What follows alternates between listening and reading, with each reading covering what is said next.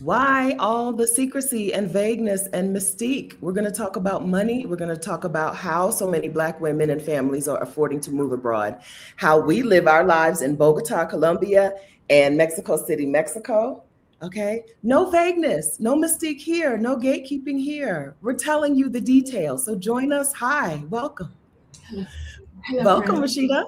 Hello. So glad to be here for my very first appearance on your channel. I really appreciate you having me on. Thank you. Some of you, you may not know Rashida. So let's introduce ourselves.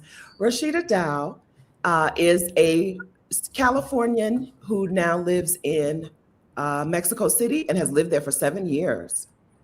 Rashida Dow is Rashida Dow and I have two different pathways that brought us to living abroad, and two different ways that we afforded it in the beginning, right? But very similar ways that we live and afford it and make our money now. Hmm. Yeah. Yeah. Okay. My name is Stephanie Perry. I'm a house sitter. I'm the co-founder of Exodus Summit. I live in Bogota, Colombia. How Hello. was that as an introduction of us? It was excellent, Stephanie. Thank you. Thank you for all the care you put into that introduction. You're very welcome. Okay, so what we're going to cover today, stick around, stay with us. What we're going to cover today is um, how are we affording it? How are the women in our community affording to move abroad, right? How are they supporting themselves? We have a community of 26,000 people on Facebook, but our heartbeat community is more than 5,000 women. How are these women in the Exodus Summit community affording it? I'd like to talk about why so much secrecy and mystique. This conversation was introduced by a question over on Threads that we were tagged in many times. So I'd like to also talk about why secrecy and mystique. How do you feel about that as our agenda for the day, Rashida? Excellent. Excellent. Okay. And wait, we have news. We have a whole And bunch what? of news. We have a whole bunch Oh, of news. So we okay. can scatter in news wherever we want to go. If people want news. You don't want. We'll wait a little bit on the. You know, I love to start with a 20-minute segue, but we'll wait on the news, Yeah. and we will start here. Start here. Start at the top. The dynamic duo is here. We out here.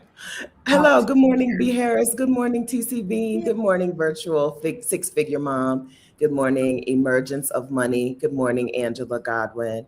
Good morning, Miss B. Good morning, V. Smith. Good morning, Fall Girl.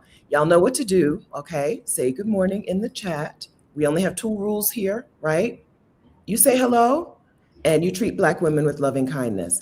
Also, you compliment us profusely. Okay, so Rashida's got a new look since the last time. Maybe you don't recognize her because she's got a new look. Yes, it's a new person. It's my new. So I have a. You know Sharita? We have a. I have a friend named Sharita. I think you know Sharita too. I Uh-huh. don't know why I think you know Sharita, but I think you know Sharita. Sharita cut her hair, and when she was going to cut her hair, she said, "I'm gonna make this haircut my whole personality." I met her Okay. the other day, and I was like, "I get it now." She changed her IG profile to Sharita with the short hair, and I was like, "I get it. I get it now. It's a Uh-huh. personality." Yeah. Yes. It looks beautiful, phenomenal. All of the compliments that everyone is putting in here. Yes. Buenos dias, Adelia, also in Mexico City. Okay. Mhm. All right. So let's start with what we first did. Can we start with how we first? Okay. So, Rashida, how long has it been since you've lived in the United States? Since 2018, May Okay. 2018. Okay. So, let's talk about how you first afforded to live abroad or how you first afforded to leave the United States. So when I left the US, I wasn't planning on moving. I was just bopping around for a year and I was going to come back. So I felt comfortable leaving on savings. I had some savings and I was like, it's just a year. If I spend 2 to 3K a month, I will not have deplenished, girl. Replenish, No, I will not have used all my savings. deplete. Deplete. Thank you. It's early We're, over here we're in a Mexico. team. I'm here with you. I'm with you. Thank you. I will not have used all my savings. And when I get back to the States, I'll make more money again because I consider myself a good steward of money. And as a good steward of money, it's going to come back to me. Money loves me. So I was like, yes, I can go on savings. Now the savings was because when I lived in Ohio, this is a long story. The savings was one because I got laid off and I got Severance. a severance. Uh-huh. Thank you. Words. She's the word girl today. We're Thank you. teammates. We're teammates. Yes, I got a severance, and one was because I sold a house and couldn't afford to buy a new house in the Bay Area with the money I got from a house I sold. No loan, no nothing, all cash in my hand. That was just sitting in an account because every time I went to look at a condo in the Bay and put a deposit down, I was like, I ain't got 20%. I had a whole house, and that's not 20% of a condo in the Bay. So, house money is one of my favorite ways when I hear people are doing things. You had a house, you don't want that house anymore, use that money to go do something with your life. So, those are the two ways I initially left the US. And that was you said 2018. Yes. And then did that money carry you over like you thought it would? Or was it like, oops, that's a mistake. I'm out of money and I should not have done this. Now, I had put a lot of that money in the stock market. And if you have a good memory, 2018 was a year of tears and sadness. Mm. Ooh, it was bad. The saving, I had enough money to do it, but I did have two fears. One, the stock market was going to keep tumbling and I wasn't going to have anything left, right? And two, I look at my bank account every Friday and it's not no more money coming. Like, what do you need? There's no regular, if I'm not going to work regularly, there's no regular of addition of funds to Ain't my no paycheck when you don't have a job. Ain't no paycheck. Did you know that? For most people, ain't no paycheck when you don't have a job. And even if you have the money, even if you have the savings, it still hits you in your heart. Your chest feels kind of tight. Where's the paycheck? Yeah. So it lasted, but those were the two like main things that came up for me in money in 2018 going into 2019. So, very similarly, I spent a year traveling on savings, Southeast Asia, a little bit of Europe, Australia. My savings came from me working my job like it was an extra part-time job, mostly doing overtime, right? My savings came from me deciding that I wanted to spend a year outside of the US. I'm going to work an extra, I don't know what it was, 8 or 12 hours or whatever per pay period so that I can get this $14,400 so that I can travel around Southeast Asia for a year. So no house money, but still we ended up at the same point, right? Mm-hmm. I was not a good steward of money at that time in my life. And still, that's what I did, right? I was not a person who had a retirement account, a savings, or, that kind of savings, an investment account, a home with money in it. I was a homeowner, but wasn't no money in the home.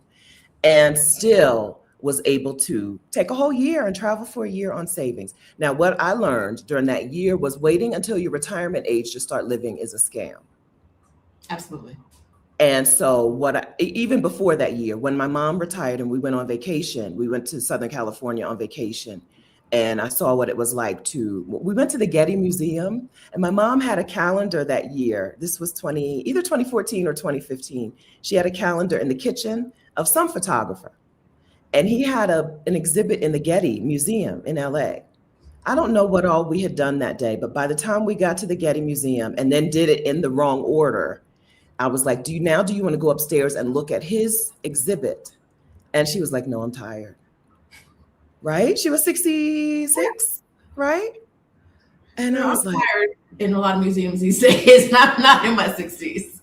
Yeah. A lot of museums are multi-day events. Yes. But still, I was like, waiting until your retirement age to do these things that I'm dreaming of anyway. Scam.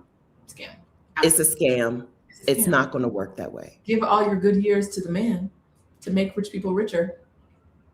And now look, when you want to have a little fun, everything hurts.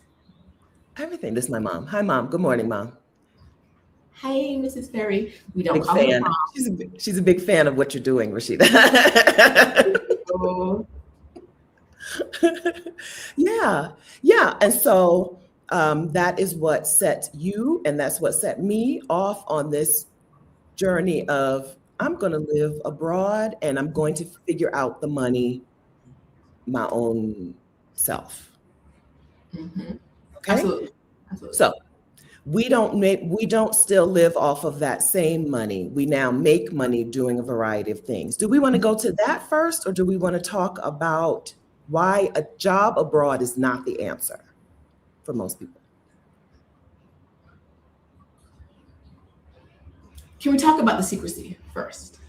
Oh, you want to talk about the secrecy first? Talk about the Okay. secrecy. So you may have seen on the internet that there are a lot of people moving abroad and they're sharing, oh, this is me at my new smoothie shop in Bali, right? This is me in, where else are we moving? This is me at a meetup in Lisbon with our Black Utopia on a yacht, right? Uh-huh. But one thing we don't hear enough of, I think, and I would agree with the comment or the question on Threads, I would agree. We don't hear enough of where the money coming from? How do you afford to leave the United States and live somewhere else? Why do you think there's do you think there's secrecy? Do you agree with the thing? I think the secrecy is a part of a cycle, right? Okay.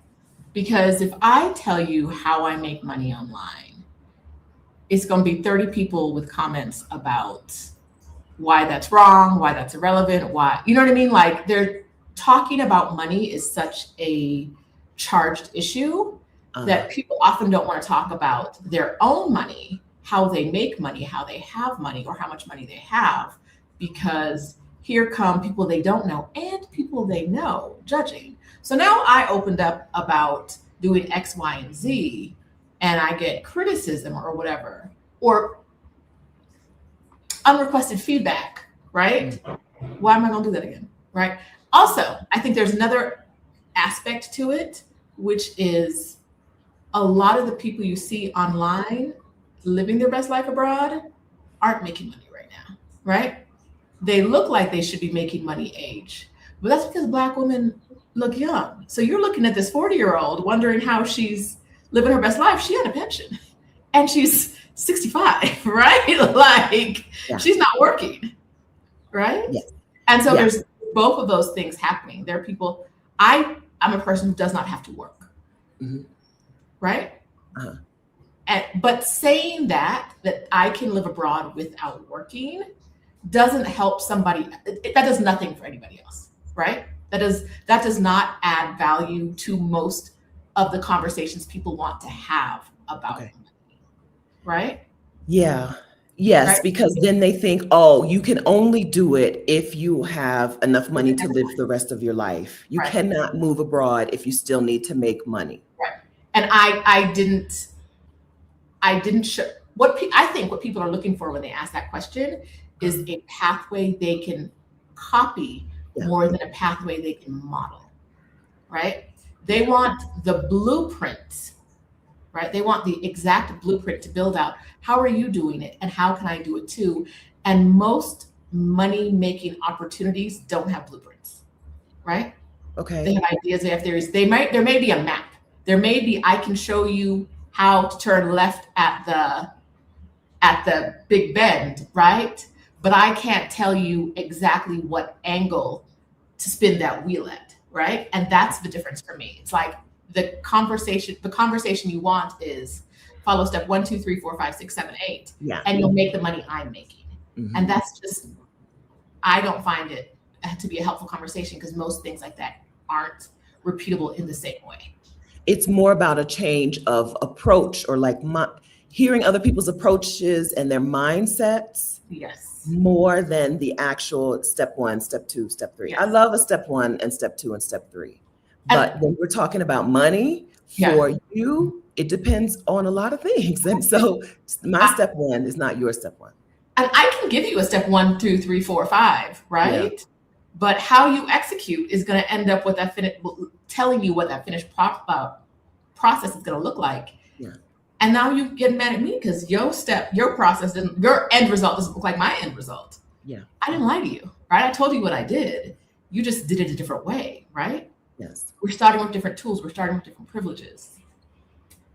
I absolutely, though, appreciate someone opening her mouth and asking the question. So the question, listen, I'm not the most organized person, and so I don't have the screenshot to show you, but the screenshot is on the thumbnail of the Yes. video. And she said, people will make a 30-part, and this, I really appreciated this comment, and I appreciated being tagged in this comment. People will make a 30-part series, and she wasn't addressing me or us because she didn't know us, okay?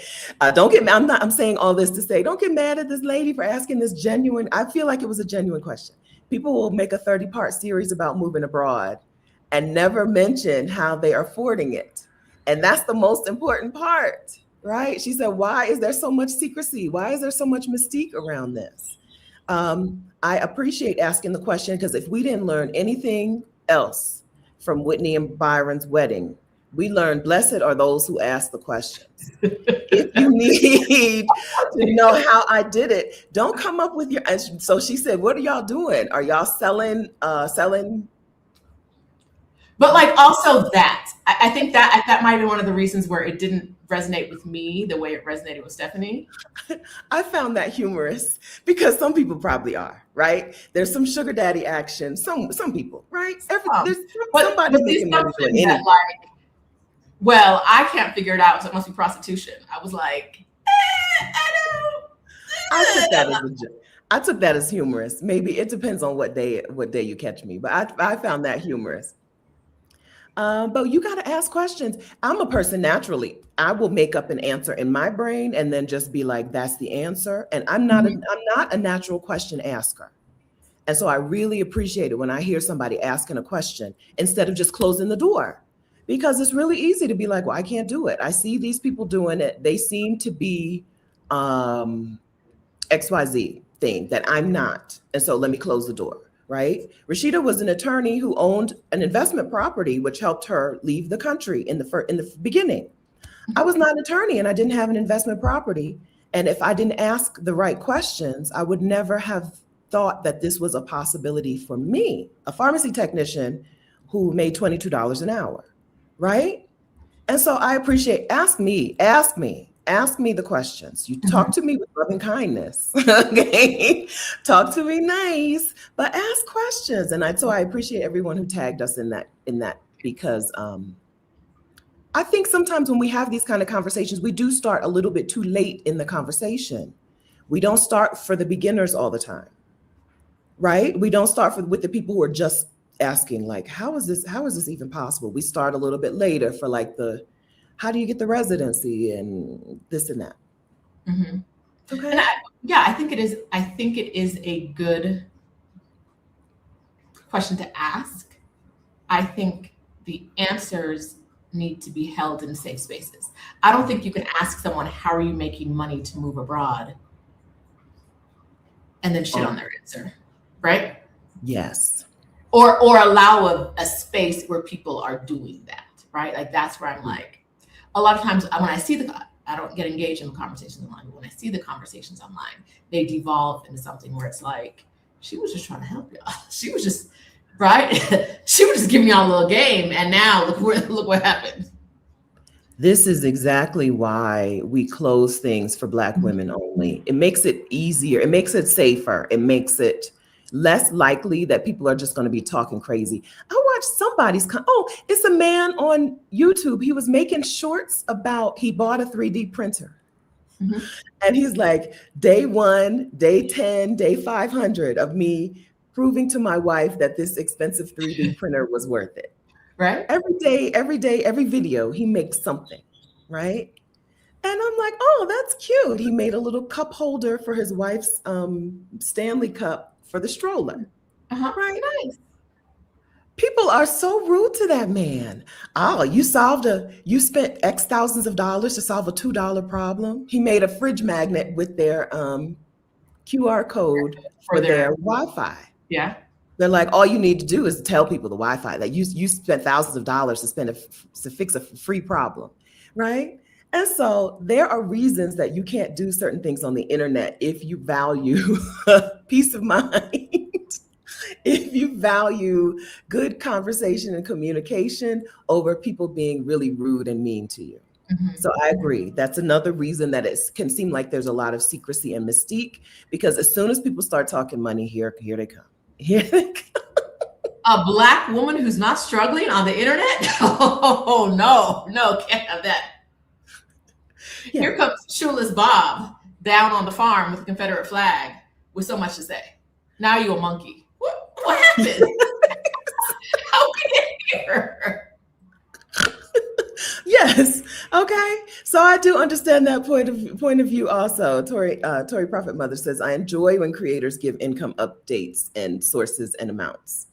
I enjoy it too, but know that that update cost her something, right? A lot of mental peace, at least for a little while. Unless she likes the back and forth, right? I'm not a person who enjoys that. No. Right? Yeah, Like, leave me alone. it came with a cost.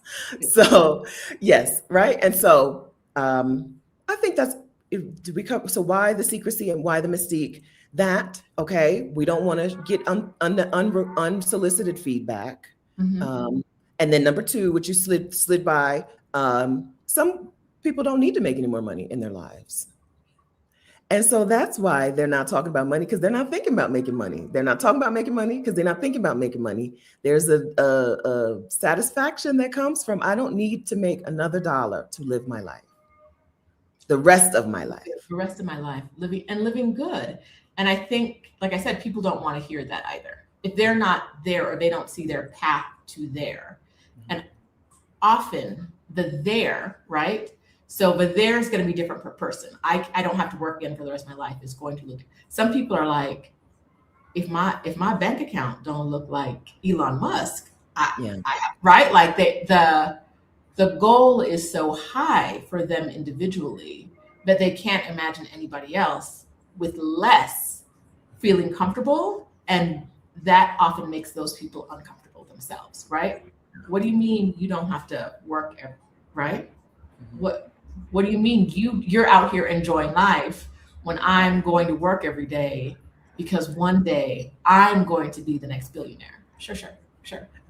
Or because Susie Orman said you need $20 million before you can even think about retirement, right? So there's no way that this is possible.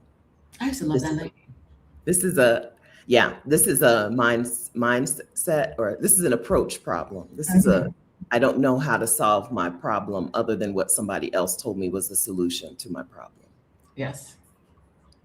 Also, so this is Ms. Mocha Mama, money secrecy is taught. Yeah. So also we're told not to talk about money. There are a whole lot of people who were like conditioned, raised to never discuss money, even if it could be helpful to people, right? And so there's just like, there is a money taboo out in the world. And the taboo was created by people who don't want you to get ahead, right? Yeah. Another fruit of a slavery tree, I'm gonna say it, right? Yeah. That taboo of you can't know what they make, right? Is because if y'all start talking about money, it starts looking like, what are they doing? Are they unionizing? What's happening? What is happening in this collective as they talk about money and disparities, right? Mm-hmm. Yep. If you talk about money, Black women might realize earlier that equal pay ain't looking real equal. Yes. Right? Yes. That's the real gatekeeping, right? That's where the gatekeeping is actually happening. Mm-hmm. Yeah. Yeah. So we've got generations. I'm 52. I'll be 52 next Saturday, right? Or next Sunday. I don't really know. One day in the week. It'll be Sunday because you're going to have a birthday. I'm throwing a birthday party for Stephanie on my channel next Sunday. Please come. Rashida, YouTube at Rashida. Come. Yes. So we've got decades of don't talk about money. It's tacky, it's classless, it's whatever. When really what it is a way to help lift as you climb, right? Mm-hmm. A way to help lift as you climb is to talk about money, talk about those things that people say you should keep secret. Mm-hmm. But we got decades of don't do it, don't talk about it. So I think those are reasons. Conditioning. So we've got 3 good reasons why there has been some, or can be the appearance of secrecy around money. I want to add another one. Good. There are people who don't have strong boundaries, right? Okay. I can't say that I've said, now, I can tell you I got some money. I can tell you I'm living comfortably. And nobody in my life is going to reach out to me about money because they know. That's not a game we play over here, Russ. That's not, my money is my money because I have strong boundaries. Mhm. Other people with less strong boundaries can't come up talking about, I have, 20K saved. I'm about to go spend 6 months in Scotland, right? Because now here come grandma talking about, right? And even without the conversation about money, so many Black women are the backbone of their family and give till they bleed. That Correct. any hint of money is going to have someone showing up and being like, hey cousin, right? And we not hey cousin to death over here. Good, strong. I can talk about money because I have strong. I'm gonna tell you no. Moochers. Okay, so that's the fourth reason you don't hear a lot of conversation Ooh. about money from people who are doing these particular things that you might be following. Okay, and then number 5, they might be doing something shady. Okay, let's add in number 5. It might actually be something shady that A little like fraud for the home squad. Yes, I like it. they cannot talk about. Operation Slip and Fall, Operation Slip and Fall requires you to not be out here talking about it. No. Although I did. Go ahead. Not. I'm gonna get back to you, but even some things like I'm working in a country, hey Bali, or hey Indonesia, where they're like, if you even make a sponsored post, we putting your ass on the plane, sending you back where you came from, right? Okay. So there's some of that too. People are working in ways or they're hiding from their employer, right? They're hiding from their employer. They're hiding from their people. They're hiding from the government that they work with. Either they don't want to pay taxes or they're not supposed to be working in that country. There are lots of reasons people don't do that. Okay. But I'll put those all under shady. All of those. Yes. Yeah. I saw a man, he made a YouTube video about this though. He said every job, he gets a job, he lets them harass him on that job, right? Some construction job, some repair work, mechanic work job. And they're all at every job especially where it's mostly men, they will come in and talk about things that make him uncomfortable. Talk about sex, talk about whatever in a way that he'll go to HR. HR will talk to the team. The team will then harass him more. He will sue the job. He will get paid. He will not work for the next 5 to 10 years. He said, I think he had done it 3 or 4 different times, right? That's not shady. That is actually legal, right? But I could understand him. I could understand someone who was doing that, not sharing that on the internet. It was very generous of him. Listen, they Google your name and here you come like, oh, nah. This is definitely a workplace where we're going to get sued, right? Like, can't even interview. We can't even interview this man. Okay. So we've given you legitimate and some sad reasons why you may find that people are not sharing their money. Yeah. But now let's share some money. Yeah, I was like, this is super strategic. He was Black, right? So I'm sure there was some race harassment, some sexual harassment, some everything. And he was like, every job I've ever had has had to pay me for harassment. And I have been able to take time and not work. Legitimate. Yes. Yes. Maybe one day we need to find him and talk to him. We don't like to talk to men too much on these channels, but maybe one day. That's a man worth talking to. Yes. Okay. So if we started on savings, but we do not choose to live on that money today. How are you making money today to live in Mexico City, which is the city city in the world, a delightful place, but absolutely costs money, real money. Real dollar bills, real pesos. Them pesos. Them pesos are not inexpensive.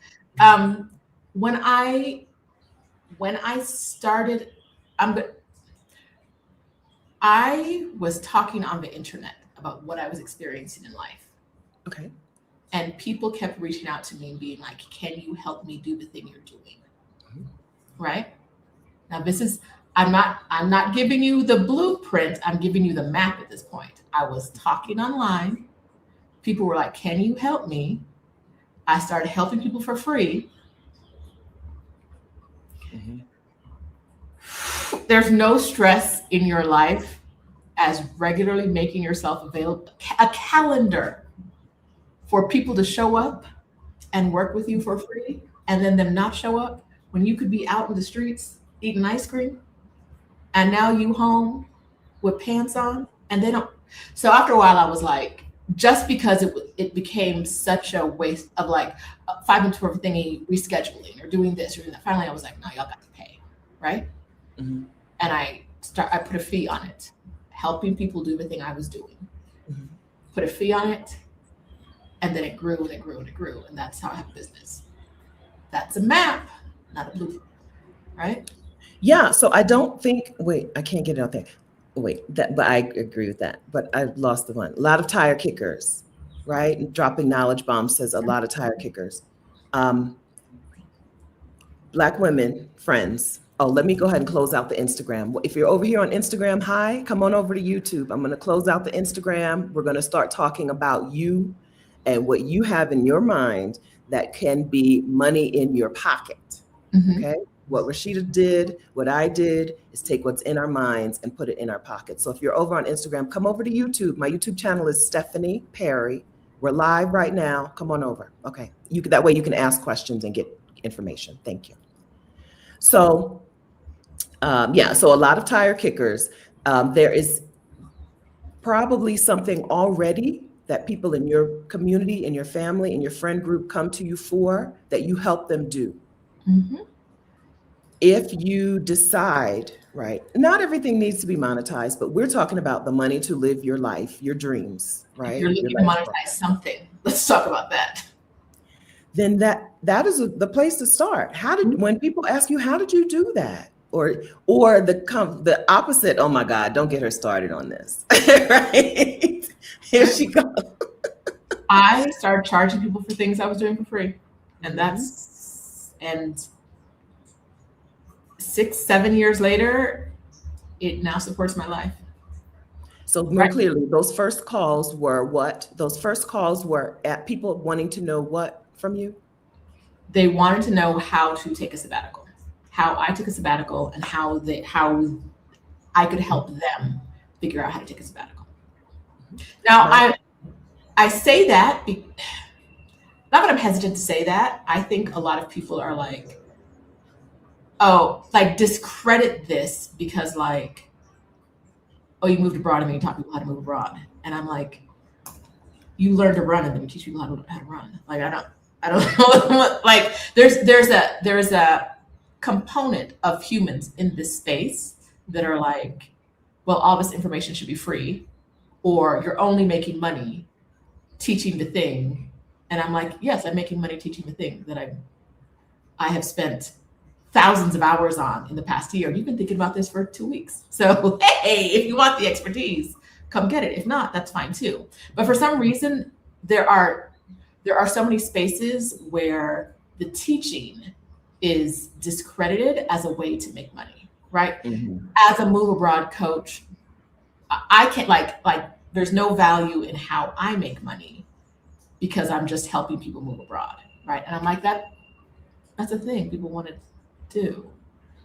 So I was house sitting, right? After my year abroad, I didn't want to go back to the old life in the United States because I had decided waiting till I was retirement age to see the world was a scam. And so I started house sitting, and then people were like, tell me about them house sits. How did you get it? And that was my first step into the coaching world. Here's how you become a house sitter. I still do it, right? I still have a digital product on house sitting. I'm not too worried about. So for a lot of people, they need to take extra steps to make sure that they're being good people. Mm-hmm. I don't know that Black women need to take all them extra steps. If you're not going out of your way to be harmful to other people who will most likely be Black women, because Black women love to spend money with Black women, right? Unless you're like I am scamming, right? You don't really have to think about too hard because you're not like we're so on my video last week, random segue. On my video last week, someone commented that my life, because I'm American, my life before was so individualistic, and they're depressed hearing me talk in Mexico about the things I don't like about Mexico. Like it's making my trauma. They said my trauma was making them depressed, and I was like, I'm a Black woman. Hold up. Like, yes, America is very individualistic, but hold up. I am a Black woman, and everything I do is in and about community. So whatever trauma is depressing you, project that onto a white person, please. Project that somewhere else, because first and foremost, we are in community with each other, right? Like I said, oh, that's not what you think it is. Yeah. So for those of you who are like, well, I couldn't charge people for XYZ, I think we're a little overly cautious in that world. If nobody wants to pay for it, they won't pay for it. But I think we can be overly cautious because we can see a lot of people doing, a lot of white men, a lot of white people doing things in such a gross way that we can overcorrect. I think it's possible to overcorrect. Yeah. Years ago, I went to a conference in Philadelphia, and the woman speaker was like, yo, this is my first time being a speaker. She said, here's what happened. She had been at a conference a few months earlier and found out, and the white man who was doing the session on something technical was like, yeah, I've never done this. I just Googled it. And she was like, I'm sitting here with all this experience, all these results, all this time under my belt, and I think I'm unqualified to get paid to speak on this topic. And this white dude Googled it and is now paid to speak on this topic.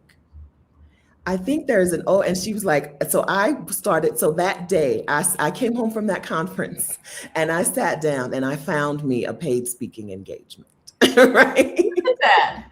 Yes. Yeah, it was at something like Fearless Con or Fearless Fest in Philadelphia, back when I was still working. Yeah, she was like, no more. I'm not devaluing what I know anymore. So that man had set her free, even though what he did was gross. That's right. No. But we can overcorrect when we see people doing stuff like that, and I hope that we can stop overcorrecting.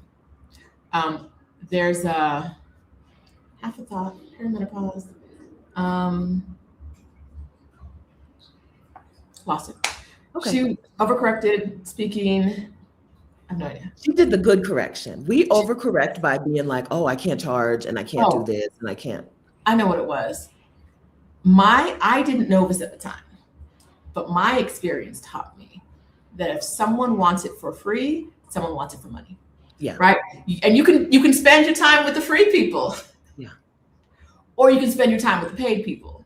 Yeah. One of those will get you moved abroad, and the other one will get you where you are. That's right. So my digital product is called House Sitter School. It costs money, and you do not get paid to house sit, right? There's a myth out there that the only people who are getting paid on the internet are people who are teaching people how to make money.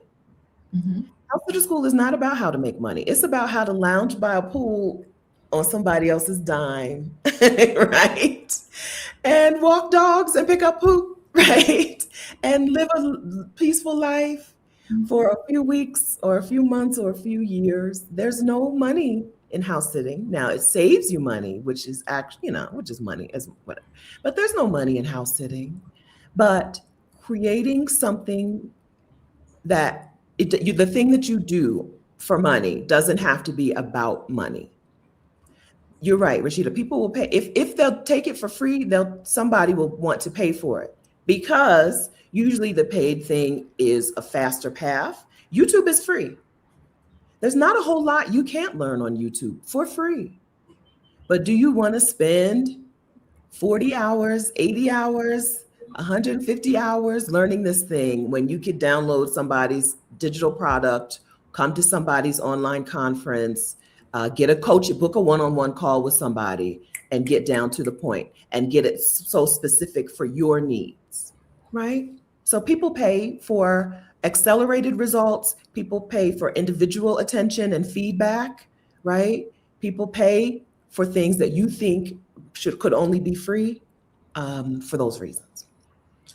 Um, I'd like to insert a small commercial break at this moment. Please. What should we commerce at this point? Exodus, ASAP. Oh, sure. Okay. Okay. So one of the things that Rashida and I, so we've gone from individual coaching programs to a joint membership, Mhm. robust and robust and fruitful results getting. I'm trying to find a word for results getting. Um, you're the word Okay, person. we know the words. We know words. Happening for the ladies, right? When we say fruitful, we don't mean for us. We mean for our people in the community. They're getting residencies. They're moving abroad. They're figuring out what to do with their stuff. They are making it happen. They're leaving their husband's baby. It's all happening. Yep. Inside of the Exodus ASAP membership. June, we're closing out the month of June, and June has been money month, right? Figuring out money things, figuring out your money situation, and figuring out a cost of living for the place that you want to go or places that you want to go. And then July is the Get Your Next 3 Clients Challenge. In the month of July, starting July 9th, on Tuesdays and Thursdays, Rashida and I are teaching you how to get clients for the thing that you already know how to do, that you just want to put out in the world to support you to live abroad, right? Kat's here in the chat, and Kat took the Get Your Next 3 Clients Challenge. She's a podcast administrator, a podcast producer. Thank you. She produces podcasts for people, right? She was in the challenge. We teach you how to get clients so that you can do the thing for money that you're already interested in doing. Some of the women come who have already done the thing. They just don't have a system, a repeatable way to get clients. And then some of the women come into the Get Your Next 3 Clients Challenge just with an idea. I know I can get people this result, but this business doesn't exist yet. They're starting from the beginning. But since 2021, I believe, Rashida and I have hosted this challenge at least twice a year.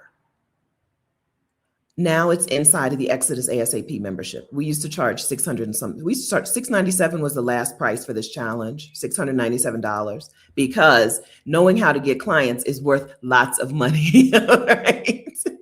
The results are worth the price. You get your money back. Now it's inside of the Exodus ASAP membership, which is only $247 for a full month. You see Jaylen's comment and Danielle's comment? I got it directly over here. Let me get there. I'm so funny.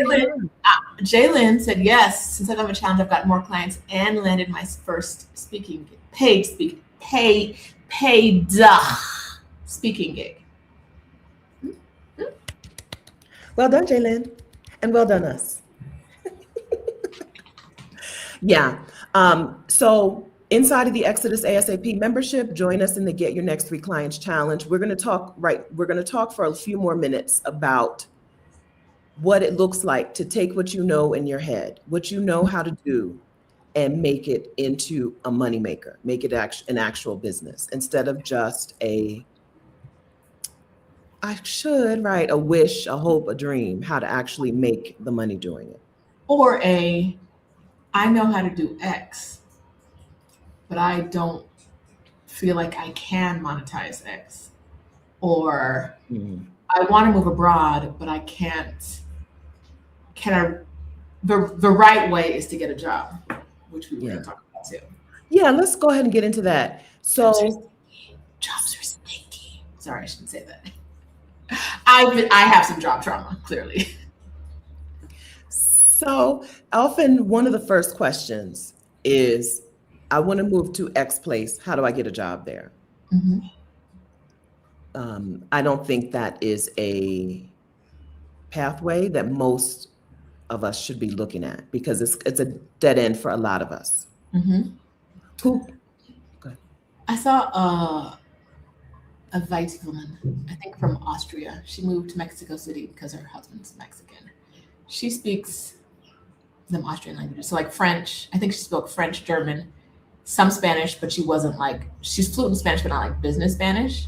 And she was like, but I can't get a job, right? I cannot, even with all of these languages, I cannot get a job. I think I might need to move back home away from her husband so that I can get a job. And I was like, well, that's white people's business, so I'm gonna stay out of it. But there's surely something you can do with 3 languages from your couch. Yeah, right. That's right. Yeah, the traditional job is not the most efficient way for most of us to move abroad. I think some exceptions include if you are a teacher or a school administrator, international schools are a pathway to living abroad. And for some of you in healthcare, maybe, I think you get mixed results with that. But some people in healthcare may find it's possible, like a doctor or a nurse, pretty much. You may find it possible to get a job in another country. Mm-hmm. But just like the United States is like, we don't want foreigners here taking our jobs. You know who else says that? Everyone else around the world. Everyone has that same sentiment. And it's not everything I saw a long time ago. This guy was here and he was like, I know how to cook. I'm gonna go work in the kitchen. The wages are low, but whatever. Okay. He did not have a work visa, right? Yeah. So when it came time to get paid and the owner was like, thank you for your labor, goodbye, what's he gonna do? Oh, no recourse. What's the recourse? You were working illegally. You got scammed while doing something illegal, which they take working without a work visa very seriously in Mexico. Yeah. He was like, now what do I do? And everybody was like, well, too bad. So it's like that kind of thing. You could get yourself, people don't think it's that serious until you don't get paid. And now what you gonna do? That's right. Right? You can report him for hiring you without a visa, but is that going to put dollars in your pocket? Yeah. So under the table work, even, you're running some serious risks. And then Coffee Brown Expat Bound is bringing up the other group of people who can have decent results of getting a job abroad. It's not getting a job abroad. It's keep getting the job you have in the United States and having them relocate you abroad, right? Relocating, working for a multinational corporation and having them relocate you to another country. Okay. Those things. Those are the groups of people who we see having success, actually having a job in another country. We have 26,000 women in our Facebook community. We have 5,000 in our Heartbeat community. And the women who are moving abroad in our spaces are not getting a job abroad. They are taking what they know and using it to make money online. I think I'm experiencing the 5G that everybody was talking about. Can you hear that buzzing in the background? Making noise. I can't hear it. Okay, good. I was muting myself because I thought it was too loud. The women are like, I have a skill set. Let's figure out how to make some money from the skill set. And then after I've made some money in the US and I feel confident that I can make money, take it out somewhere else, right? You're not going to take it to a place where you're not allowed to do even work for yourself. I'm looking at Indonesia. Yeah, right? So I saw that Indonesia recently, I think it's pretty recent, right? Yeah, like last 2 weeks, I think. They recently said, even if you're as like an influencer in Indonesia, in Bali or wherever, getting paid or getting free accommodation even. Like the hotel brings you on a sponsored trip and you stay in the hotel for free and you post about it. That is illegal work in Indonesia. You don't have a work visa, you're working here illegally. And Indonesia is a place where you absolutely don't want to break the law, right? Any law. They don't mind locking you up and throwing away the key. They and then sending you straight to the airport. They love a good deportation. Public. They do everything so publicly, right? Photos. Look at these girls right here, deported. And then Adelia Oborashade, who is Picky Girl Travels the World. Hi, Adelia. She says France just clarified that you can work a foreign job while on a visitor visa, right? Important. France is like digital nomads, online income people. You're welcome here, right? Mm-hmm. Kyoka says, where to find Frenchman at? She loves a juice box. Yes. Yeah, the soccer boys, right? Or they don't call it soccer. All right. If you're here, go ahead and like the video while you're here. Okay. And if you have a question about money and the money to live abroad, ask your question. A thing that Rashida and I do not do is one-on-one coaching on this topic. You have to join our membership or ask your questions on the YouTube. YouTube is free, as we said earlier. YouTube is free. So ask your questions and hit the like button. And if you feel like it, share the video right now with somebody you know who would be interested in this conversation. Yes. Thank you. So we talked about working abroad, getting a job. It's really hard to do, to get it, like, unless you have a job in the US that is like, we would like you to move abroad somewhere else. And that experience is kind of a whole different experience. I don't want to move to anywhere to work a 40 to 60 hour week every day, right? No. I was born to eat bonbons with my feet up in the air. I don't want to do that. But if you need to get out of the States and that is an avenue for you and you want to take it. But I want to work little hours. Yeah. Why do you live in Mexico City? What life did you want that you weren't able to get in the United States? I wasn't that clear. There was no analysis like that when I moved to Mexico City. I just felt really good every time I was here. In my body, it felt lighter. I was really curious. I was really open. I was learning new things. I didn't feel the stress or the pressure that I feel once I, even with global entry, hitting these airports, the minute I touch down, right? I'm like, oh, here we go, right? Homeland Security. Great. I didn't feel that here. And I know that how you feel in each country is going to depend greatly on your experience in this country, right? So like the Afro-Mexicans probably don't feel the way I feel, right? The truly indigenous people here probably don't feel the way I feel. And I don't feel the way the whiteskins feel, right? Mm-hmm. We all have different experiences in this same country. And I'm not saying that Mexico is a magic bullet for anybody. I'm saying for me, every time I visited, I was like, oh, I like it. Yeah. Oh, let me eat this food, try this new food and buy this new thing. And oh, what is this drink? Pulque? Now, what's it made of? The answer is always corn. If the question is what's it made of, the answer is corn. It's made or the cactus. Nopal. Sometimes it's nopal, but 9 times out of 10 it's corn. But yeah, I was like, oh. It's also where I learned that I have a food sensitivity to corn because I had never eaten so much of it in my life. But yeah, it was just like every time I come, and I still feel it today. Every time I'm outside in the streets, I'm like, I live here. That's so cool. Mm-hmm. Cool. Good. After 7 years, you still feel like enamored with your city? Yes, I do. I really do. It's a city of chaos. I gotta say this: it's not for everybody. There's a very good chance it's not for you. A very good chance. If you love a city, if you are a city girl in your heart, in your spirit, if you're like, I want to be outside where the people are. I don't. I want to be inside while the people are outside. But when I go outside, there are always people doing things. Always. Yeah. What about you? You've been in Bogota for 2 years? How long? A year and a half. Oh, okay. I've had this apartment for a year. I'm going up on the 1 year mark on the 1st of July.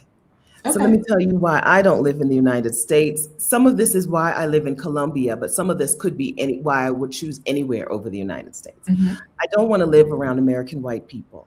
Having spent 1 year traveling around the world slowly and being in spaces with other people, I was like, oh, there's actually nice people around the world. There's community around the world. There are people who value like your humanity Hmm.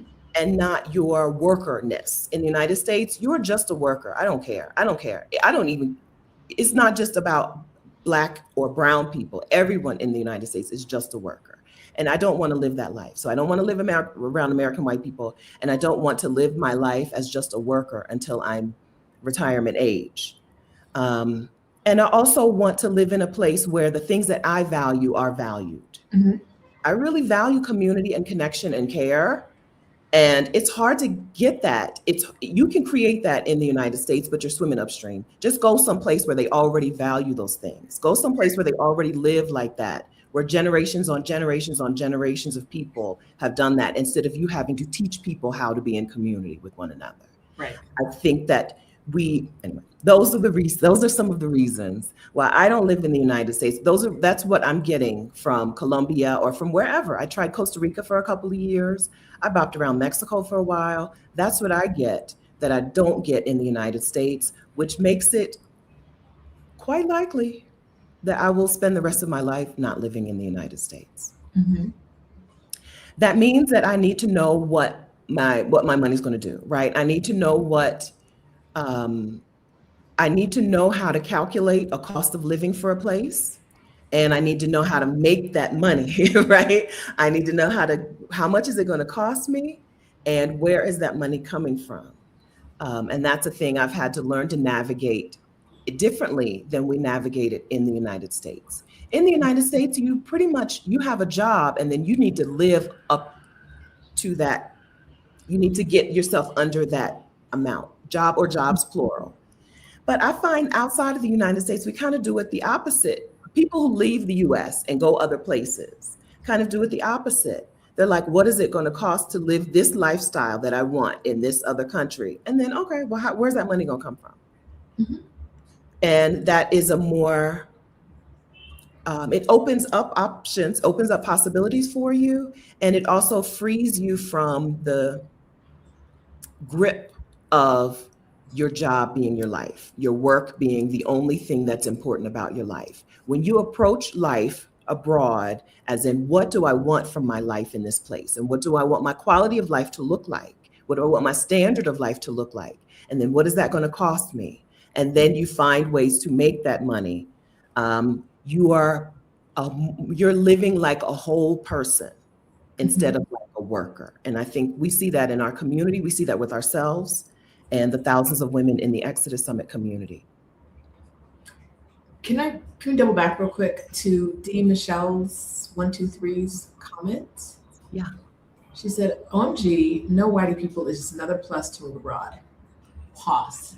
they out here. Pause, baby, pause. One of the reasons she picked Colombia, and specifically one of the reasons she picked Bogota over some other cities. Uh-huh. Right?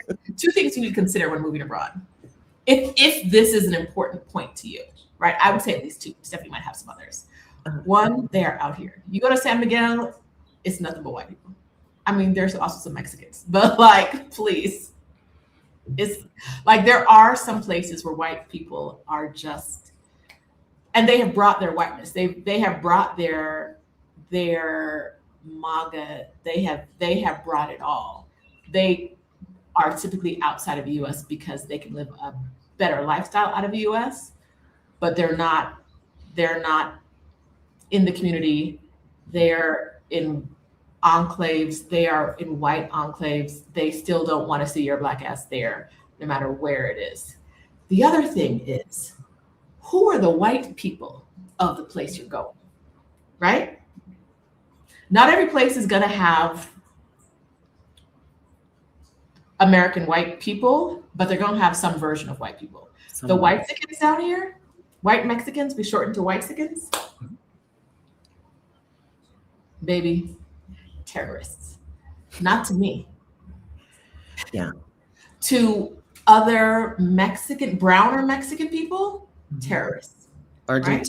Buenos Aires, Argentinians. Terrorists to everybody, to everybody, right? Mhm. Who are the white people? Are you going to a place? So when I was in the car, I realized that there were Chinese people there who had placed themselves above the African people. So like we're in line to get into brunch. They walk to the front of the line, we stand in front of me, and me and the dude behind them are like, tap, tap, sir. Because we're Americans, right? Oh, we don't, you're used to doing that, but you know, right? You're not, get your ass to the back. That you have to figure out who there are going to be a version of white people, and they might be white, but they may not be white. Who That's are the right. version of white people, and how do you want to interact with them? That's Mexico, right. yeah. So I think we have to be clear that there is a Black migration happening and Black people are leaving the United States, but guess what? So are white people. Everyone is leaving. People are leaving the United States of America for various reasons, including the same reasons we're leaving. It's failing, right? And so they're leaving in droves. Every time I flew into San Jose, Costa Rica airport, you would see there were more and more percentage of the passengers coming in were white American people and with larger and larger families. Every time I flew in, it was more and more obvious that white people are flooding Costa Rica, right? Now, Bogota, Colombia happens to be a place where people aren't that interested in moving to because the weather's not, for Colombia, the weather's not nice. For Colombia, the cost of living is expensive, right? And so I picked it. I'm like, I'll be here. I don't want to have to be interacting with American white people all the time, having them, once they realize you're American. When I walk around the world, everyone knows I'm American, except for American white people. Right? And then they start hearing you talk and they're like, oh my gosh, what are you doing here? How did you get here? Which is another version of if it's not their first question, it will lead to how can you afford this, especially if they think you're traveling. Mhm. How can you? It's very Michelle Wedderburn and I. Michelle is the Owner founder, operator owner operator of Casa Elm in San Miguel de Allende, Mexico. And we had this and conversation. Hacienda Elm. And Hacienda Elm, soft landing places and co-living homes for Black people moving abroad, for women moving abroad. Um, we had this conversation and she said, it's very demeaning. And I was like, I've never that's exactly what they're trying to do, right? Mhm. They're trying to debase, to lower your value and your self-worth with that one question. What are you doing here? How did you get here?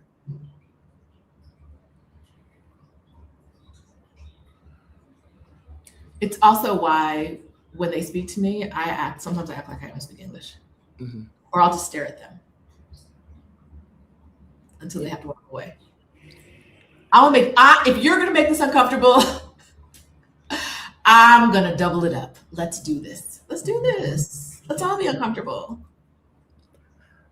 But not having to live and come in contact with American white people is such a underrated lifestyle elevator. It elevates your lifestyle to not have to live with them. Now, Rashida is right. There is some version of them any place you're going to go.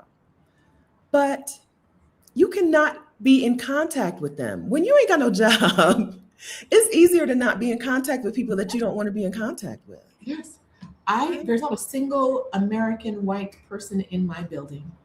Thank you. Thank you. Appreciate it. Yes. Appreciate it. Yes. Love it. So it can be easier. It is a different life not having to navigate that, right? Those people call them like microaggressions, but they pile up. Not having to navigate that all day, every day elevates your life in a way that you don't even expect, it's not even on your list right now of reasons that you want to leave the United States. But man, is it worth it? And honestly, a cheat code. I know Spanish, but I'm not fluent, so I'm not picking up a microaggression in Spanish. Yeah. You don't have to aggress me aggressively. for me to pick it up. True. It's a nice little bubble to be in, right? A bubble where there's not a whole lot of white American people that you have to come in contact with. And the other people who maybe have something to say about you being here, you can't really understand them anyway. We understand. I thought she was being nice. Oh, okay. Like Rashida understands Spanish well. Rashida's been in Mexico for years, so but still, some stuff we're just not going to pick up on. We're not from around here. I don't know how y'all do things here. Y'all gonna have to aggress me, right? I don't get it. It's fine. Yes. I love that for me. Ain't no microaggressions around here. Say it plain. You might have to write it down before I understand you. Okay. Might have. Yes. Hit the like button, please. We're about to hit 800 people here. Hit the like button because we do think it's a valuable conversation. Okay. Yeah. So money. So have we answered the question of where our money comes from today? So if we started on savings and then we transitioned into like coaching calls, have we talked enough about today how we make our living to live abroad and live the quality of life that we enjoy and not a quality of life where we have to be Rashida and I get to live a life where we're not the service provider in our own lives. Yes. Right? Cleaning lady was here yesterday. Baby, I live for her. I live for. Hey, girl, hey. My favorite day of the week. Spotless. I love it. Friday, Rashida's housekeeper is coming and she's going to keep the house. We've reached a point where I don't clean before she comes anymore. She's used to my BS. She's now fully ingrained.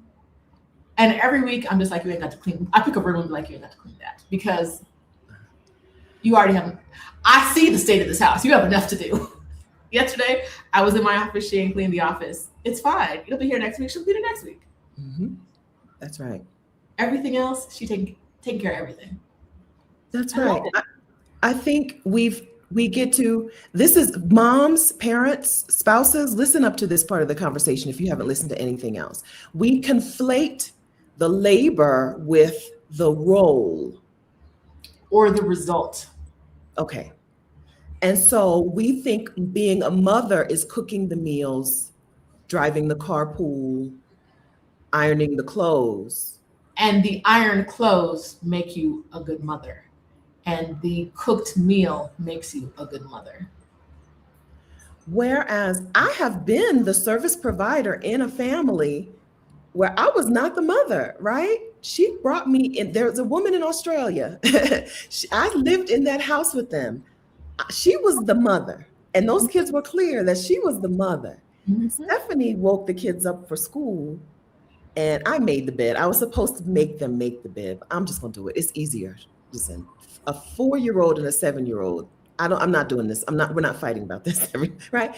Get up, get the kids up, make the bed, get them dressed, put their laundry in the washer, make their breakfast, pack their lunch, drove the carpool. I did all of those things for that family in Australia while the mother was the mother and the father was the father. That labor can be extracted from the position and you still hold the position and you're probably going to like your position even better. A lot better. And we have seen women get shamed for doing this, right? What do you mean you have a night nanny? What do you mean you have this? Why wouldn't, just because you gave birth last week don't mean you can't get up and clean the house today. I will never forget that lady sharing her night nanny walking in. A Black woman, relatively young. She had just given birth. Yeah. And the night nanny came in. The dog greeted the lady at the door. The dog was so happy to see the nanny, right? Like everybody in the house was happy, but the dog was especially happy. And the mother got to go to sleep. Mm-hmm. The internet hated that because the internet doesn't understand that the United States of America's system of you have to be everything to everyone, Black woman. Mm-hmm. It's not how other people operate. And I would have been okay with it if it was just like white people hating. But the way Black men and women got on her and told her she was a horrible mother. And I'm like, this is how a lot of the world works, right? A lot of the world works in a way that you have a skill set, you bring it into my home, right? That frees me up to do other things, some of which maybe making some more money. This woman was a business owner, right? And like it's a cycle that helps move money through the economy, and it is a good thing, right? Like, I didn't see this, but I had heard that on Emma Grieve's podcast, she talked about how she can only be a mom for like 2 or 3 hours a day. Okay. That's not even what this woman was doing. She was just hiring nannies so she could sleep through the night. Yes. And she was shamed for sleeping through the night. Like, you and I talked last year on Instagram. I told you I just rewatched an Instagram of ours, an old IG live that we did, where I said, I want a wife because men are onto something. Mm-hmm. Men understand if they cannot afford a personal assistant and a housekeeper, right? Get you a wife. Get you a wife. Right. Tamara Pickens said she saw on Club Shay Shay, why get a housekeeper if you have a woman? These things are not the same. It's a trick of the enemy. The trick of the enemy. Also, I think it's so interesting because the woman that Stephen A. Smith wants is not cooking and cleaning every day. She's either getting her roots done, right? Because she's the Bites woman, right? She's either getting her roots done or shopping, right? So you say you want a thing, and you're not picking the thing you want. You're not picking a woman who's like, I cook, I clean, I do all this work. You're picking a baddie, right? And then doing things to her that allow her to sue you and take your money. Yes. That's why they're so disgruntled and aggrieved, because the women that they want, it's hard to force her into the labor. She understands outsourcing labor, right? She's outsourced her eyelashes. Child, right? Somebody else puts my eyelashes on my eyes. She's not using those nails to wash dishes. You think I'm washing the dish? I will outsource everything. Right? So you want a baddie. You got to pay the baddie tax. She's not going to be wheeling you around when you're in your 70s. She's not. And we would like for more of us to take that approach. We would like for more of us to seriously separate the work, the labor from the thing. You really can be a mother and a wife, or just a solo person. I think I would like to reclaim the word spinster. You could just be a spinster, but I'm not cooking my meals. Okay. I'm not doing that. I'm doing my laundry right now, but that's a temporary situation. Are you doing your laundry? Yeah, I have a washer and dryer. When'd you get that? About last time when Harlem Minded was here, and I was like, well, I guess I'll get a washer and dryer for her. Just take something to the cleaners? Or was that talking to somebody? No, it's been a while. Since I've had the washer, I've taken my bed, the duvet. Okay. But no, I don't even take it to the man comes and picks it up. The laundry man comes and picks up when I have something that I don't want to put in the washer.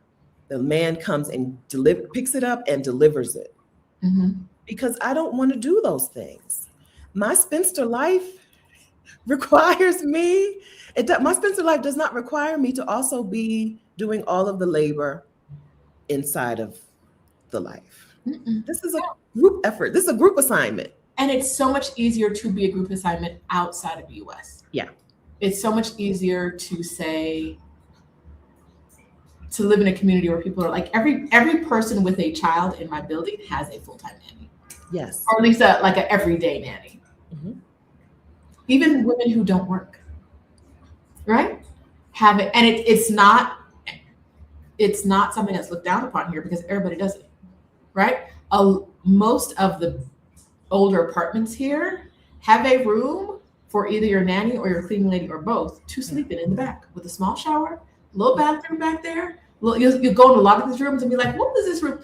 That's that was where the live-in person stayed. Often right off the kitchen, I've seen right off the kitchen with a separate entrance. So they don't have to come to the front. They don't come to the front door, right? I have that. My this building was built in, I believe, the 90s. I have that, and I saw probably half of the apartments that I viewed in Bogota. Maybe more. I viewed 3 and 4 bedroom apartments. I didn't view too many 2-bedroom apartments, but more than half have that, right? Have that room for the house, for the person in the house, whether she might be the nanny and the housekeeper and she might do all of those things, right? But it's expected, and that means that you get to show up differently. You don't have to exhaust yourself. You don't have to exhaust yourself, period. No. It's expected.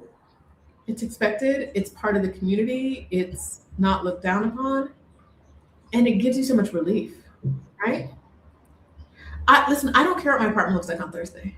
I don't care. I'm not picking nothing. It don't matter. If I'm cooking on Thursday, and I'm leaving those dishes, and I don't have a dishwasher. I'm leaving those dishes. I'm leaving those pots. And when she comes on Friday, she gonna clean it up. Yeah. Say what you want about me. Someone in here who takes part in the cleanliness Olympics is gonna be like, that's gross to leave a pot overnight. Okay. Okay. My cleaning lady showed up at 7:45 on Friday morning and got to work. I'll be nasty for one night. That's cool. Yeah. So in Colombia, there are a lot of things that would surprise you or in Latin America, a lot of things that would surprise you that are jobs. Every building has a security guard, even in 2026, when you could have cameras and a swipe card. There is an understanding that we all do this together. Yeah. Right? When I went to the Ciclovia on Sundays, they closed down a lot of the main roads, and you can bike and walk and scooter and roller skate. And I went down there and I got hit by a bike and I hit the deck and I got all scraped up, and they had first aid people come, and they had first aid people just out there, and a first aid person came and patched me up. Right? There are a lot of roles and jobs here that make it clear that this is a place where we're focused on you as a person instead of you as a worker. That's what that made me feel like. In the United States, I can't imagine going to a park in the US and falling down and within 30 seconds having a first aid person. I love Brandywine Park in Wilmington, Delaware. I've not seen a first aid person employed by the park to patch up people who get hurt. I want to go beyond the first aid person. Your community came to your assistance first. Yeah. Yeah. They showed up like, is she dead? What's going on? Pump the body real quick. Pump the body. So I hit a bike and I collided. He was going faster than he should have. 20% my fault, 80% his fault. I hit the deck, I hit the surface, the asphalt so hard that I was like, there's no way I still have all my teeth, right? I'm laying on the ground like, Mick, do I have all my teeth? Okay, does this move, right? I do my little assessment. By the time I stand up from the ground, people are here. Everyone asked me the same questions in the same order, which I found strange. Are you okay? Do you want us to call someone? Protect your phone, right? Because people will steal your phone in Colombia, right? Or that's what they say. I've not, thankfully, I've not had that experience. Are you okay? Do you want us to call someone for you? Protect your phone. I had person after person ask me this. By the time the first aid person gets here and is patching me up, a man has left the group and gone to the OXXO gas station and bought me a bottle of water. I don't know these people. I barely speak Espanol, right? I was really jittery and shaky. So even the Espanol that I do have, I lost. I was just like, I'm okay. Both of my palms were bleeding. My elbow was bleeding. I'm okay. And then I leave the place where we got, after they patched me up and whatever. And even the man who hit me on the bike was like, do you need me to take you home? His wife was coming to get him in the car. After they patched me up, I start walking back to my apartment building, and one of the women who had stopped to talk to me earlier came back, and I realized she was wearing a medical school shirt. She was wearing a shirt from her medical school. So she gave me a little quick assessment again, patted on me and hugged me and rubbed me, because every time somebody would ask me if I was okay, I would say, I'm okay, and then I would just start crying. I cried and cried that day. Cry, baby. I cried and cried that day. Patted me, right? Walk a few more blocks. My landlord is outside. My landlord had just had a hip replacement. Her name is Olga, and I've never seen Olga anywhere but inside of this building. She was outside. Stephanie?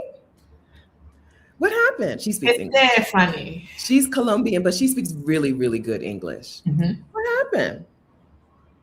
Okay, are you okay? And she hugged me and she rubbed on me, right? This is not the experience that I would have had in the United States of America. Mm-hmm.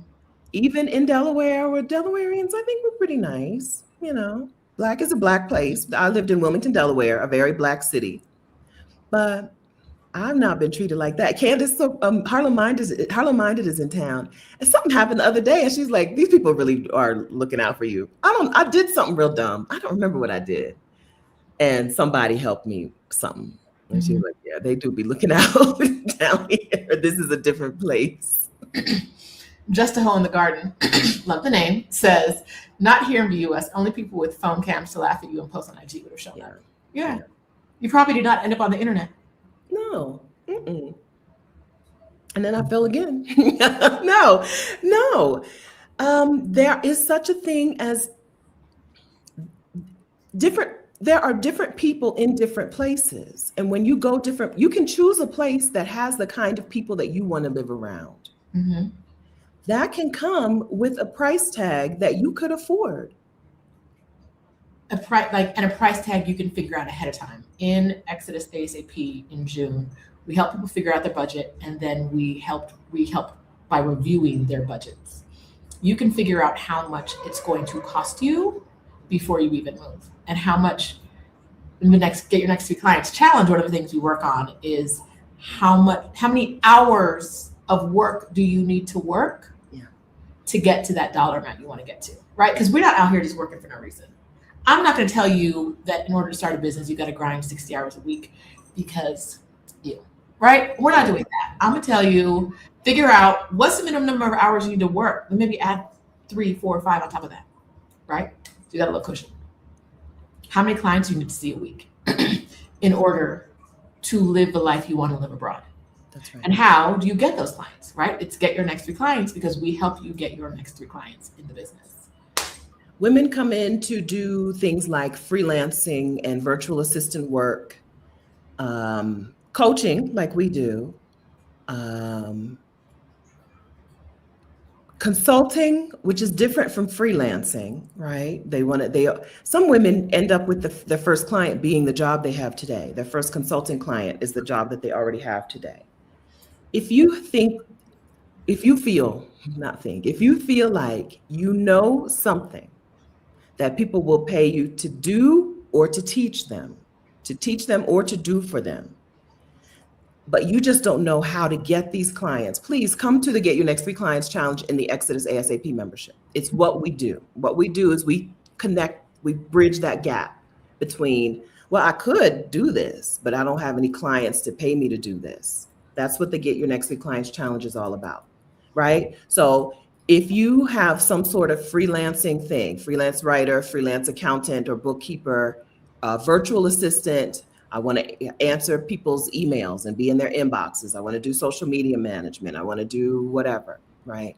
Or something else like I help businesses streamline their something. Consultants be consulting. Last time, I think it was someone who did bookkeeping for, not architects, builders. Okay. Because that was experience she had at work. Mm-hmm. Right. And she was like, if I can get paid in the day job to do it, I can flip it into a skill that I do freelance. Mm-hmm. Instructional design, we've had that. People who are in the, I think instructional designers are people who help people create educational programs that are good, right? Um, in the travel space, we always have women in the travel space because we are women in the travel space. We always have women who want to help other people travel or move abroad or take a sabbatical, take a career break. We use the term sabbatical when that's confusing to some of you. We just mean a career break. We don't mean a paid, sometimes it's paid, but we don't mean a paid sabbatical through your job. We just mean I'm leaving this job. I may or may not be back in 6 months. Okay. Whether you've quit or you got a leave of absence or somewhere in between. But we have women who help women do that, right? We had a coach who helps women stop leaking pee, right? We often have food and exercise fitness coaches, fitness and food coaches, right? Anything that you think, I know how to help people get a result, or I know how to get a result for people. I just need to get the clients in the door. What we do inside of the Get Your Next 3 Clients Challenge is we teach you how to get clients repeatedly, instead of one off, instead of prospecting for clients. Like, I think so-and-so would be a good client for me. Let me holler at her. Instead of prospecting for one client at a time, how do you get your stuff in front of groups of people? This is not a YouTube challenge. It's not a prospecting and DMing people challenge. It's about how do I find a group of these ideal clients and speak to them directly and then invite them to work with me. It's also not a cold calling. No cold calling.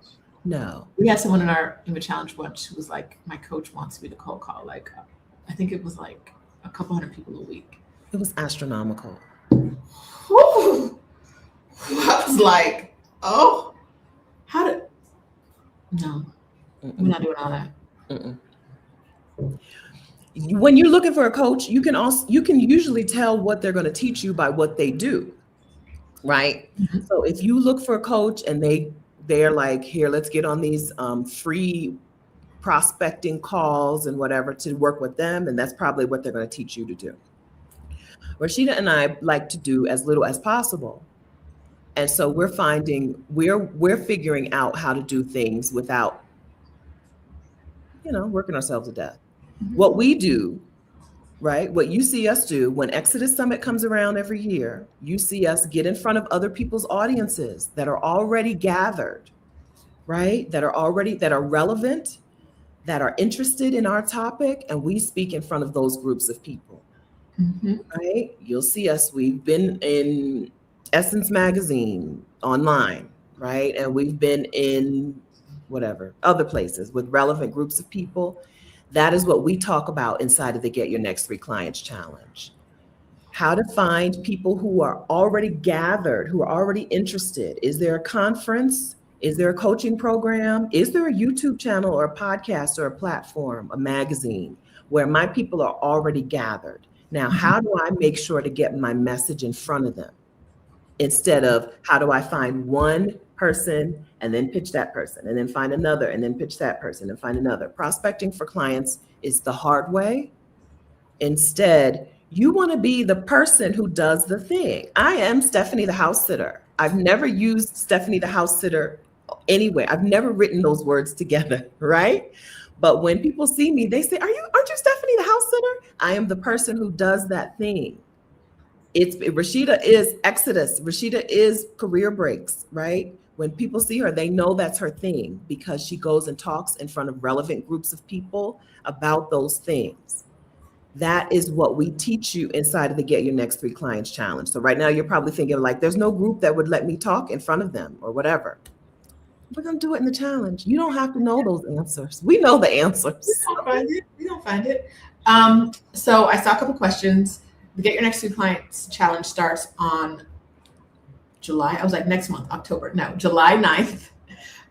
It is every Monday and Thursday. Tuesday? I believe it's Tuesday. I've been writing Tuesdays and Thursdays.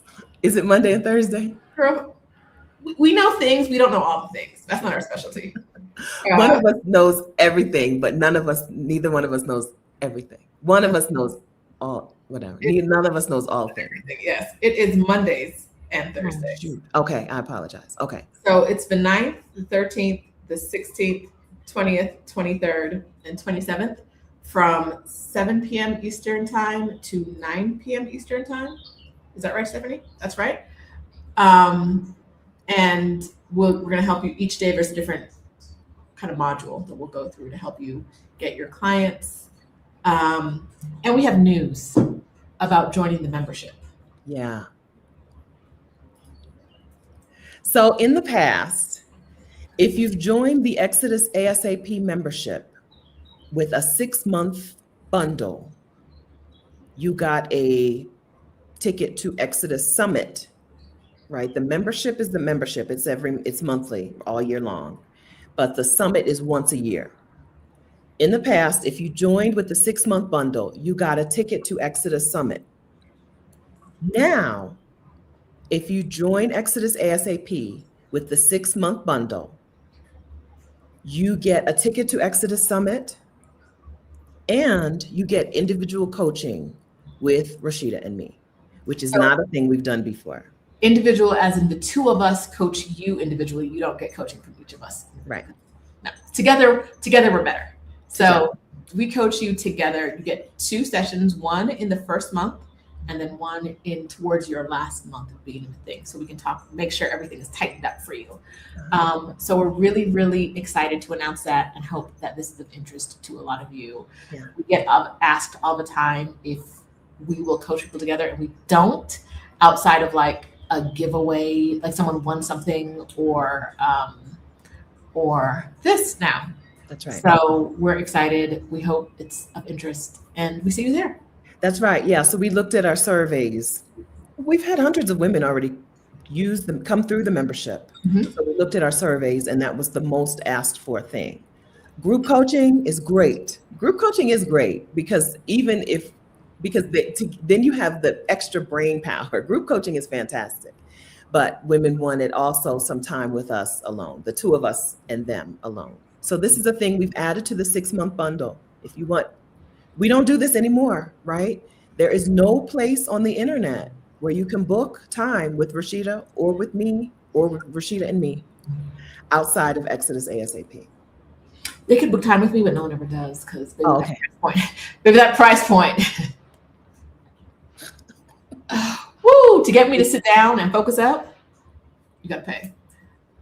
Several months, a one-on-one session. I do remember that one-on-one session with Rashida is more than several months in the membership. You might as well join the membership. Yeah, because even in our group sessions, you ask your questions and we answer your questions. It's not like our group sessions are not today, right? June of 2026. Our group sessions are not like we teach you some stuff and you just sit quietly, right? It's group coaching. Mm-hmm. The Joanna Elizabeth, will classes in the challenge be recorded? Yes. Yes, they will. It's great to be there live, but if you can't, the replay is there. And the replay is available for you as long as you are part of the membership.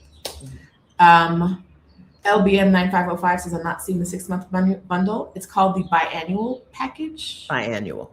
So that's it. Yeah. All of the same button. There's one when you go to exodusasap.com, click the button. It'll take you to the checkout page and you'll see monthly, 3 quarterly, and biannual. Y'all have such good questions. Callie Sanderson says, or Kaylee, is the membership July 1 through July 31 or July 7th through August 7th? July 7th through August 7th. July 7th, maybe through August 6th, depending on how the months work. What do we mean here? Is it like you're a member for June, or is it you're a member for 30 days? 30 days. 30 days. 30, I don't even know. It might be 31 days, but I know it's not. Okay, it's that one. Yeah. Yes. Yeah. So if you join today, you'll be there for the final. If the final coaching is on Monday, if you join today, we'll make sure that you still have access to the coaching session, the last coaching session for the Get Your Next 3 Clients Challenge. If it's 31 days, it's automatic, but if not, then Amina will fix it for you. Yes, the last coaching session is July 27th. So okay. We'll make sure you're in there. Yes. Yes. Yeah. So today, if you join today, you can get in on the tail end of Money Month, which just means that you can watch the replays that we did in June. Anybody, no matter when you join, you can watch the replays, right? So join us. You can watch the replays for June so that you have a money target. June was to help our members come up with a money target. How much is this thing going to cost me? And what do I already have? And what is the gap? And then July is designed to close that gap. July is designed to tell you, here's where that money is going to come from. Kelly Sanderson says, I sold an old phone. I'm coming. Oh, good. Right, there's money in the banana stand, baby. Make it happen. Let's do this. Good. For 6 months, let me look at this. So this is June. We're live on June 27th, 2026. Prices go up. Okay. You need to know that. Prices go up. But Stephanie's not saying we're raising prices. Stephanie's saying if you're watching this 6 months from now, this might not be the price. Yeah. Don't come expecting to get the same price that you could have gotten in June. Okay. But right now, the price for a 6-month bundle is, I know the answer. $1,247. Thank you. That includes 6 months in the membership. It's basically 6 months for the price of 5. So if you want to get your Peace Out Protocol together, you want to get your full Move Abroad plan together, right? You're getting 6 months for the price of 5. You're getting the weekend pass to Exodus Summit 2026, which will be themed around, secret. Okay, Exodus Summit 2026. Look at her, she caught herself. I told you, I'm no longer a person who spoils things. I don't spoil things anymore. And although I did just say Harlem Minded's name on the internet 2 times, and she don't do that. And you get the coaching calls with Rashida and me, right? 5 months, 6 months for the price of 5, a ticket to Exodus Summit 2026, and coaching, individual coaching with the 2 of us. I say Nikki asked if the sessions are live. Yes, we are doing live coaching, providing live feedback to people. But there are also replays of past events in there. But in all the coaching we do for the month is live. Yes. Yeah. So what you want is feedback, right? It's one thing, as a person who likes to come to coaching, right? It's one thing to learn from someone. It's another thing for them to see your specific needs and skills and questions and give you feedback. And so that's why we do this live. We could just be like, here's a recording of the Get Your Next 3 Clients Challenge that we did earlier this year. Because it's already in there. It's in there, right? We could do that. But we really want to give you feedback. What we want is success. What we want on the end is success.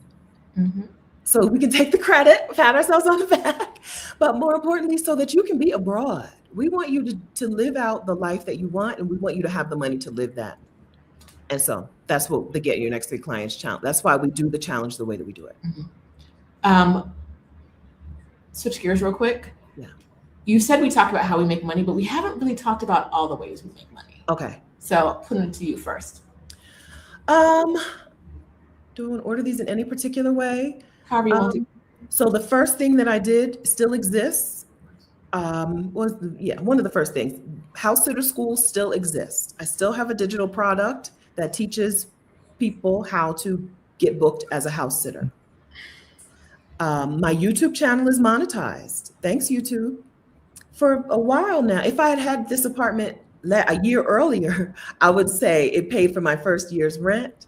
But YouTube money has been slipping lately. So it's not meeting my rent needs, but close. It's paying it's paying for the rest of my life, I'll say. My YouTube channel is monetized. Okay. And then Exodus Summit,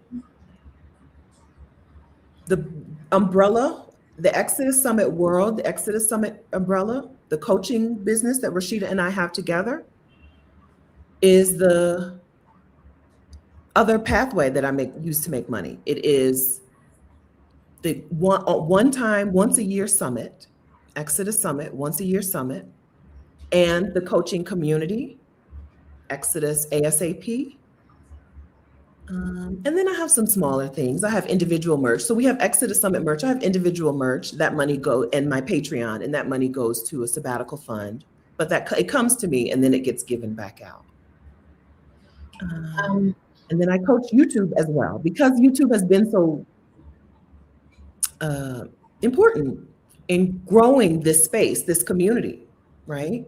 I also coach on how to start and grow a YouTube channel as well.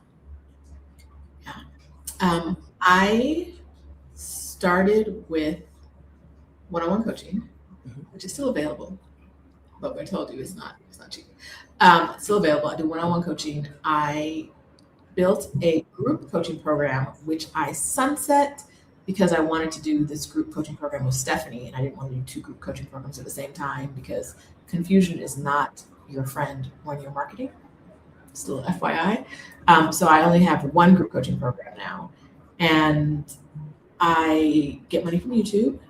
It's so not enough for rent. If I tried to give my landlord my YouTube money as rent, he would laugh in my face and then evict me. But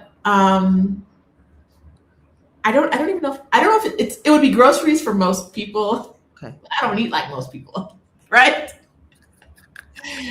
It's food money. It's a good portion of my food money, but it's not enough to live on. And I think that's another thing that we hear from people online, like, oh, she's on YouTube teaching people how to do this, but she's just making money from YouTube. If I was just making money from YouTube, I would be in the streets. I would not. Anyway, the biggest portion of my money, which is not real to me, but it is real to the tax man, is investment income. Mm-hmm. There hasn't been a year, I want to say since 2018, that I could not live off of how my accounts have grown each year. Now, some months I'd be like, why are you messing with the market, Mr. Man? And I don't live on that money, right? I do work in order to gain money because I don't want to touch that money. Yeah. But I could live on that money. Yep. So that's money that's coming in that, like I said, is not real to me. Yeah. It's not real because I'm not taking it out and spending it. But yeah. I actually, at some point in this journey, after moving abroad, I think one month I was like, what if we took 10 out and let's spend that for a while? There has been a time where I've been like, especially I think early in the business journey, where I was like, oh, well, $3 $49 sessions a month ain't gonna cut it. So we're gonna need to get this money from somewhere. Yeah. But it's been years since I've taken money out of those accounts. So yes. So we're 2 Black women who took what we knew how to do, mm-hmm. and we packaged it, right? Mm-hmm. That's a business without the trappings of a business that get people caught up. What we're not going to do in the Get Your Next 3 Clients Challenge is get your trademark, get your website, get your logo, because those things don't give you money. We're talking about clients first, because clients are where the money comes from. Use that money to pay for a trademark if you want to. Use that money to pay for a logo if you want to. Use that money to pay for a website if you want to. But first, you need a way to get clients over and over and over again.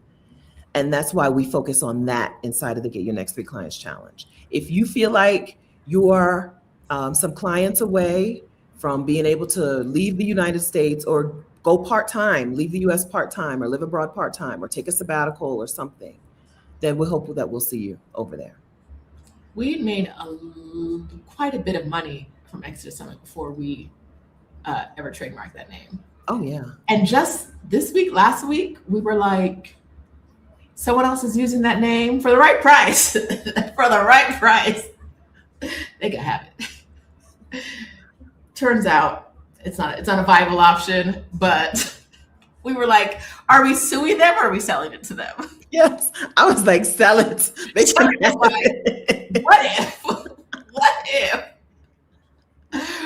What if we give our trademark? Because the name doesn't matter. The results do. And we just got a logo last year. We just had a designer make our logo last year. Exodus Summit has existed since 2020. We've helped thousands of Black women and their families move abroad. and we've made enough money to live our lives since 2023 at least. We've been supporting ourselves just on that money, and we didn't have a logo, right? Just trademarked recently. We have a website. You haven't seen it. Nobody's seen the website because everything is just through a landing page, right? We don't focus on on that busy work. We don't focus on the things that are going to drain your pockets. We focus on the things that are going to make you money, which is clients. And then if you want to do that other stuff, you do it. But there's nothing we've ever done in this business that our clients and community haven't paid for. I'm so sorry. I had to tell it to you, but that's just how we run a business, right? Yeah. Like, if we're like, we want to hire X person, where's the money going to come from? That's right. Right? We want a trademark. We don't need a trademark until we can, right? Until the business pays for it itself. Yeah. Until the business pays for itself, we don't have a logo. We're not, this challenge isn't going to be, you need to set up a website and hire a web designer and Stephanie's our web designer, right? Mm-hmm. We don't, anything we do ourselves. We do ourselves until the business is paying enough for us to outsource it to someone else, right? And that has always kept our focus on growing the business, getting clients, as opposed to the busy work that is just procrastinating. Yeah. Right? Yes. Yeah. I've already done the busy stuff. Okay. Come on over, Joanna. Come on over. Yeah. It's a lot of people teach things in that other way because they know how to get a trademark, or at least, how to send you to an attorney to get a trademark, or they know how to do these things, but what they don't know is how to get clients, or they would teach you how to get clients. Right. And so we focus on the things that are going to move the needle. We focus on the things that are going to give you the money. We don't play like, there are people who are really funny about money. And so they don't want to talk too much about money because they have issues. They have money issues.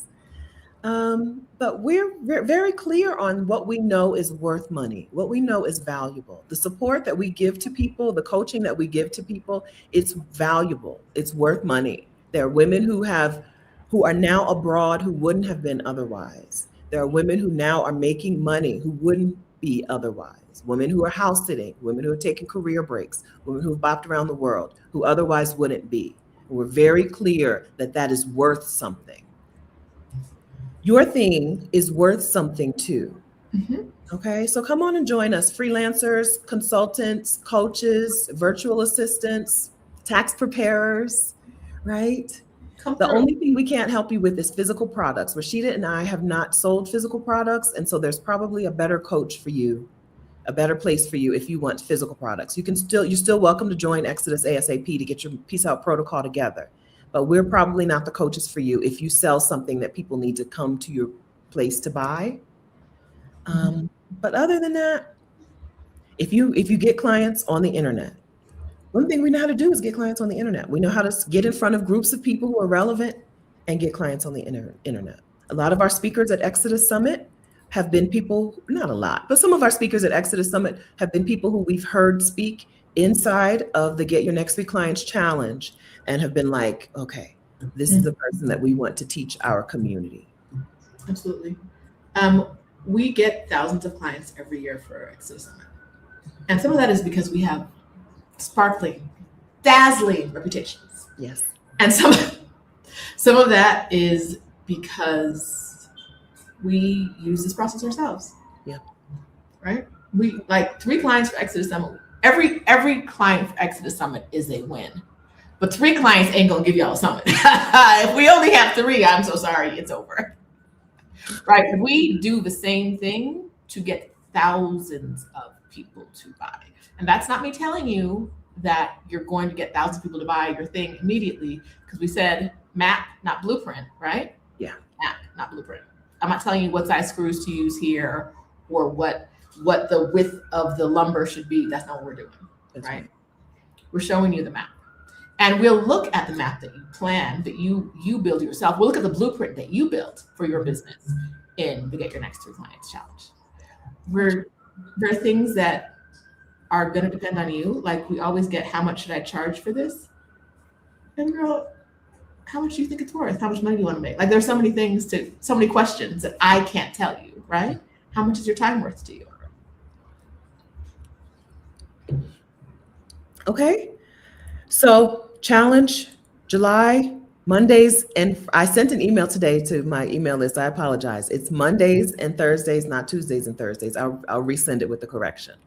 Challenge in July. If you join today, you'll be there through the last day of coaching in the challenge. So it's a good time to join us.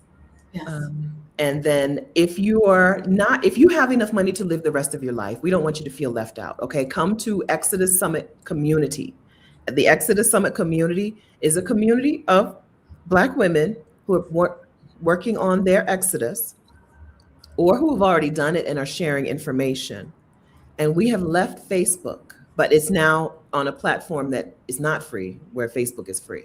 So there's a one-time fee to join. The minimum to join is $1. Minimum $1 one time. ExodusSummit.com/community. If you want to be in community with the women here, join us. I'm going to meet with 2 women from the community right now. We got to wrap this up because I'm going to brunch at La Cesta. I can say because there's multiple La Cestas in both. We're going to brunch at La Cesta right now. I'm meeting Harlem Minded and Tina from the Exodus Summit community. And we have International Meetup Day, September 5th. And we have a meetup in Medellin, Colombia, August 8th. Mm-hmm. So you should be in the Exodus Summit community. If you want to meet up with us, you should be in the Exodus Summit community, the $1 community we're talking about. Now, this is different from the membership. You should be in the community if you want to come to meetups or create meetups. You should be in the community if you want to answer questions, if you want to ask questions, if you want to share progress, if you want to see people's progress. If you want some friends in this space, you should be in the community, ExodusSummit.com/community. And then one more thing to tell you about. Feliz cumpleaños a mí. My birthday is July 5, and I'm going to be live with Rashida on her YouTube channel. Yes. Celebrating 52. Party. I'm making her work. I 52. guess it's not going to be too much work. Bring your champs. Okay. Your Prosecco's, your Bellinis. You kind of went over International Meetup Day pretty quickly, and I want to double back on that. I know you have people to meet up with. I got 3 minutes. I already told her she's going to be here. I'm not letting her go. I'm going to keep her here forever. So before she gets out of here, there are a couple other announcements. We're on Eventbrite. Yes. If you don't check the Heartbeat community regularly, but you want to stay involved with the meetups, and you can follow us on Eventbrite to see our events. That's ExodusSummit.com/community. We are on Substack, sharing some content. Substack.com/Exodus Summit newsletter, I believe. Yeah. The reason we're on both of those platforms is we want more Black women to know about it. And they're both platforms where there's a bit of an algorithm there, there's a bit of discoverability there. So if you could follow us, if you're interested in anything we're offering, these aren't going to be sites where you're going to get like brand new, news, didn't know this was, because everything's in Heartbeat, right? We're directing you to Heartbeat or to YouTube or some other platform. All of this content is kind of going to be things you've probably seen before. But what we want you to do, please, is to, if you use those platforms, right? Follow us on those platforms so that other people in your network who may not know about us can learn about us, right? We would really appreciate that. That would be a beautiful birthday gift for Stephanie. Thank you. Early birthday gift. And then International Meetup Day, September 5th. What we're doing is we are planning meetups around the world. We want Black women to get together in their Exodus Summit merch if they have it, right? We want you out there. If you don't have merch, that's okay. If you want to buy merch, that's okay too. Up to you, no pressure. We want, wherever you are in the world, we want you to connect with another woman from Exodus Summit, right? A meetup can be 2 people. If you're like, I don't want no 50-person meetup, meet up with a friend, Mhm. An Exodus Summit friend. I know, and if you don't have an Exodus Summit friend, get in Heartbeat, get in exodussummit.com/community and make an Exodus Summit friend. I saw someone ask if this is only for melanated people about ASAP. Everything we do is only for Black women.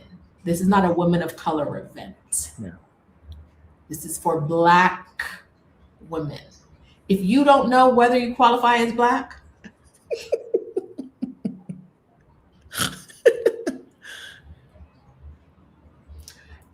Yeah, if you live your life as a Black woman, you're a Black woman. Thank you. right. So we would love it if wherever you are in the world, you get together with an Exodus Summit woman. We're coordinating those in the Heartbeat community, which is at exodussummit.com/community. Join us there, or you can go directly through Heartbeat, through the app, through the website, however you get there. Yes.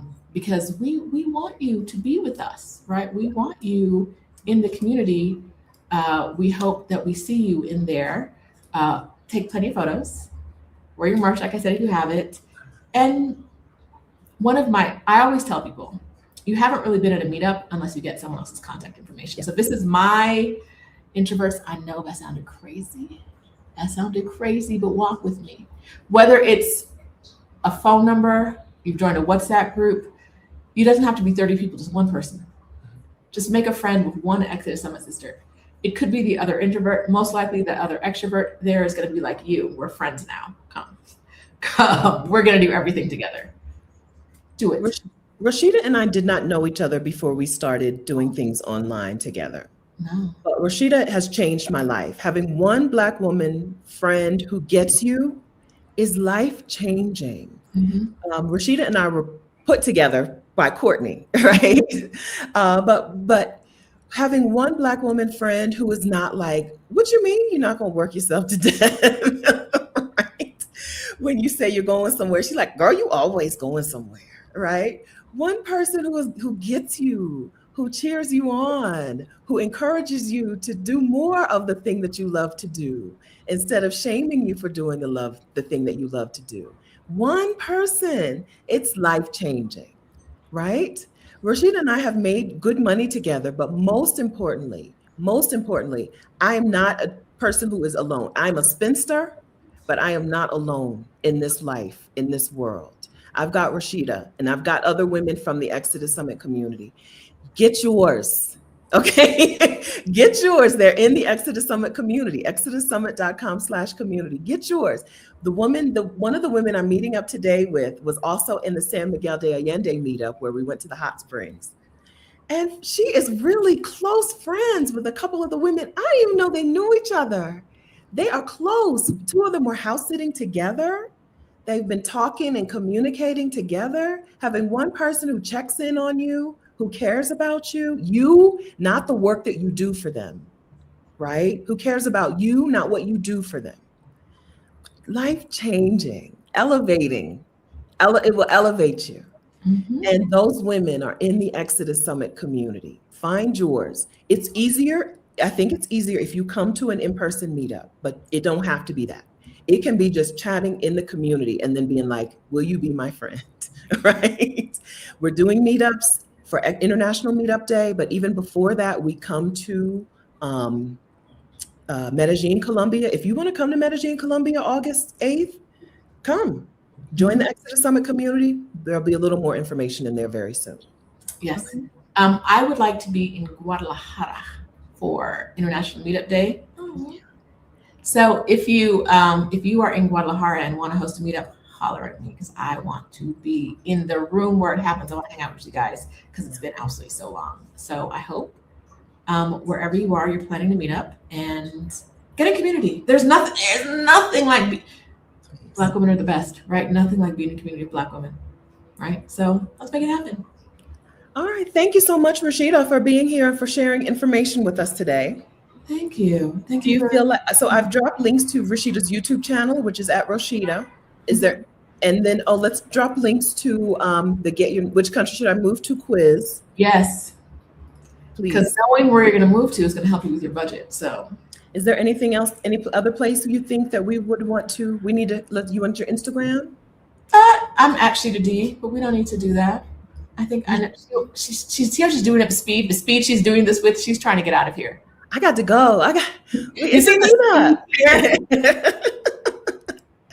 Tina's got like a 45-minute window where we're going to be in the same place. It's just a layover. She's here for a layover. We got a quick window where we're going to be in the same place. I miss her. You've seen her twice in the past month, and I've seen her 0 times. So I feel a little bitter about this. A little bitter.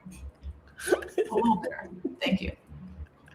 Anything else you want me to link to? No, I think that's it. Thank you. Thank you for having me as your special guest. I've been a good hostess. You have been a great hostess. And then we will see you guys, both of us, next Sunday on my channel. Tomorrow, I'm going to be talking about something on my channel. Okay. We'll figure out what soon. Yeah. Okay. YouTube.com/@Roshida. Very easy. ROSHIDA. Roshida. Yes.